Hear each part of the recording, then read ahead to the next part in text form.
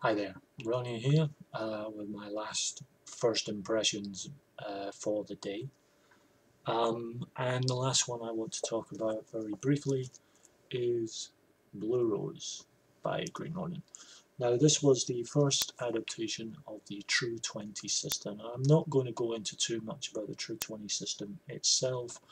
I've done a video on True 20. Um, Blue Rose is very much a fantasy. It is a game of romantic fantasy based on novels more along the lines of Mercedes Lackey. Now, I've not read these novels, I must admit. As for the system, as I say, I've done a video on True 20. If people want to watch that, you'll get a good idea of the system. The only major change of any description for Blue Rose is the criticals. In True 20, the critical does a set extra damage, whereas in Blue Rose, if you do a critical, you sometimes do 2 or 3 times the set damage. It's a small difference. What can I say about Blue Rose? Blue Rose has definitely been written with a less action, more character interaction state of mind. It's one of the reasons I bought it. It is set in a very egalitarian society. It is a society that, as a rule, enshrined in law, does not look down on people based on gender or race or sexual orientation or religious ideology. There is there are lands round about the mainland of Aldous. The world is called Aldea, the main country of Aldous, where the adventures are preliminarily set. Is very sort of egalitarian. The lands outside of it are darker to some extent. They have differing views. Does it make for an interesting game? I haven't used it yet, but I will, and I'll tell you why. The fact that it is focused on character interaction as opposed to hard-hitting action very much is my cup of tea. An egalitarian society does not mean that everyone is all happy and rosy and fine and light. There are pockets of darkness everywhere. There are people who don't like the idea that everyone is treated equally. There are people from the sort of outlying regions who definitely don't like you, have very different views on things. So there are constant threats to the sort of, on the surface, utopia. Yes, there is an emphasis on romantic relationships. This is not new. Pendragon had this, and I never saw anyone worry about Pendragon on that level. I'm sure there are some people who will balk at the idea of a role-playing game where romance actually has a place. But quite frankly, if we're going to talk about role-playing as sort of enacting the human experience, then love and sex is as important as life and death in the scope of human emotion and experience. A lot has been made of Blue Rose's very pro-gay attitude, particularly in its text.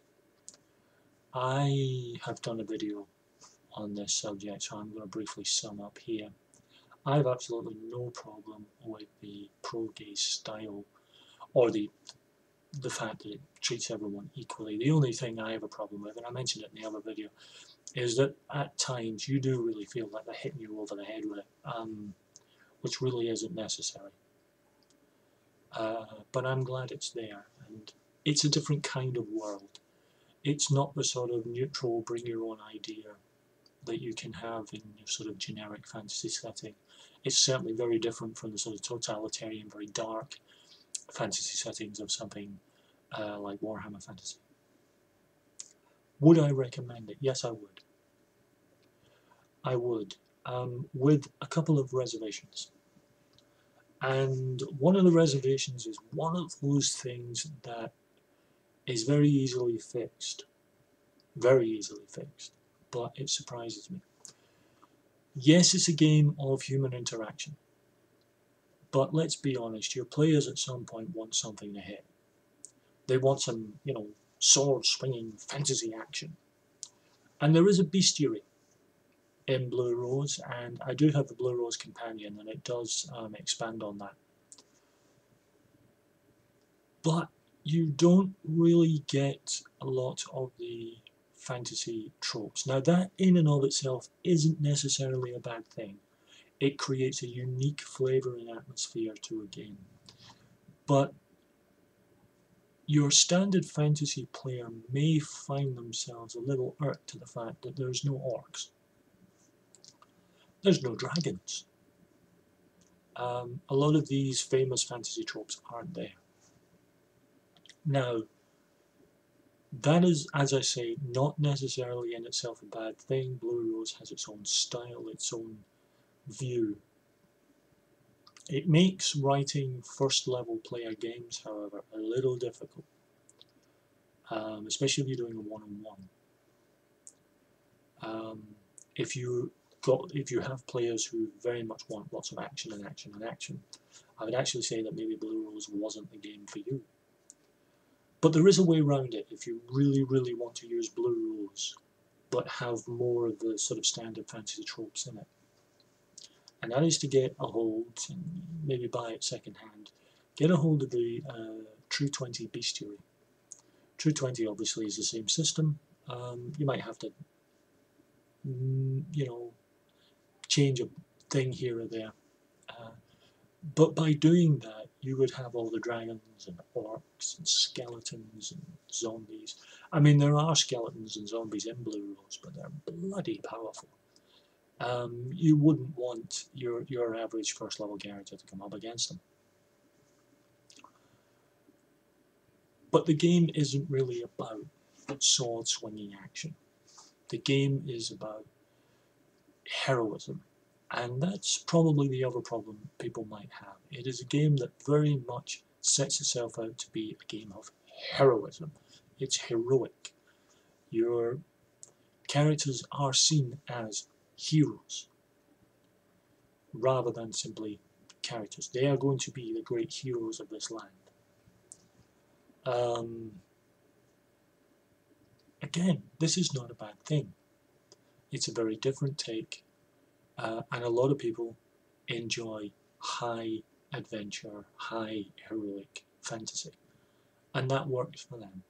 If your characters are looking for something a little more grey and nuanced, you might have to do a little work with that in this game. I think it's doable with Blue Rose, but you might need to do a little extra work with it. Overall though, I like it. I like the setting.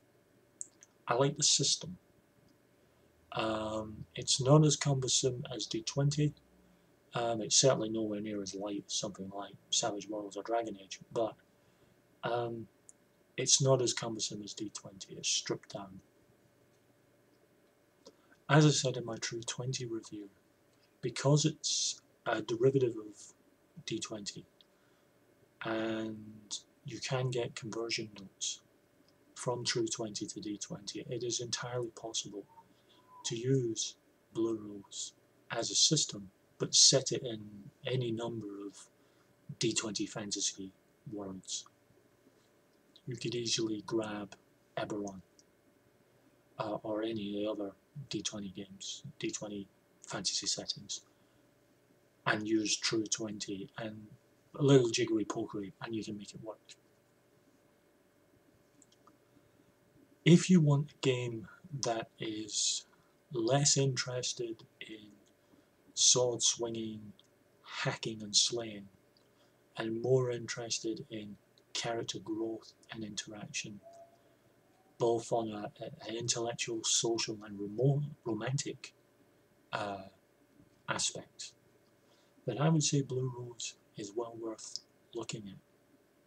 It's not a perfect game, And if you're looking to use it simply as the foundation for a big old dungeon crawl or a hack and slash, then I would really say look elsewhere, because it's not really what it's designed for.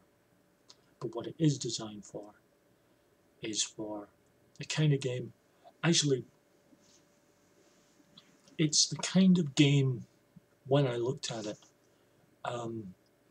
it so sort of puts forward character interaction. I could see it easily being used to run something vaguely in the style of something like Arthurian Britain, vaguely in the style of Game of Thrones, although there's a lot more magic, obviously, on Blue Rose. But it's a really good system. It's a unique amongst role-playing games. A unique take on a fantasy setting with its own flavour and its own ideas.